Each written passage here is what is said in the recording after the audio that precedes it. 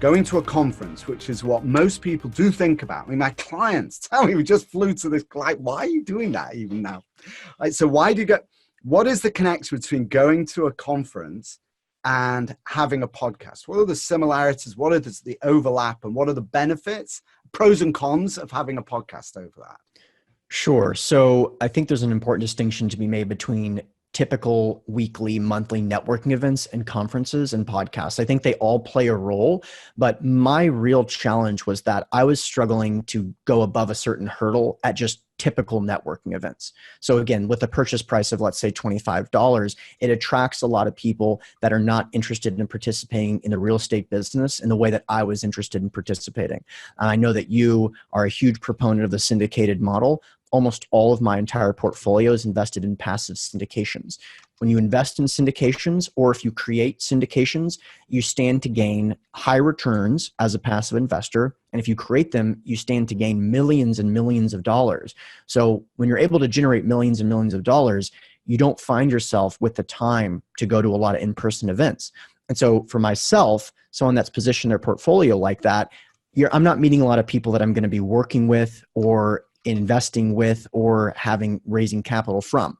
Now, the conferences, let's say most people maybe attend, let's say somewhere between 2 and 4 a year. These are typically in the $500 to $1,500 to maybe even $3,000 range. That can attract a lot of caliber of talent, but the challenge there is the expense itself, right? So you're playing this game where if you're going to fly to Orlando for 4 days, spend 3 nights in a nice hotel, and pay for the ticket price, you're talking about $3,000, $5,000 on a business expense. And you're hoping that you're going to get the best out of it. So there's an amazing way to supplement that, especially as it relates to education. But the component that I think most people give up is that podcast can be excellent for networking as well. I'll give you a perfect example. This conversation.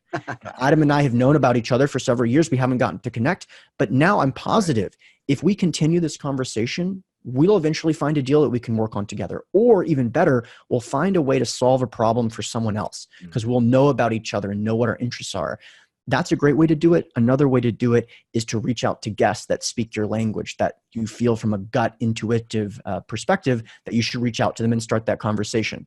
So I mean, that's just some of the examples. I think the networking event, the conference, and the podcast medium all are incredible.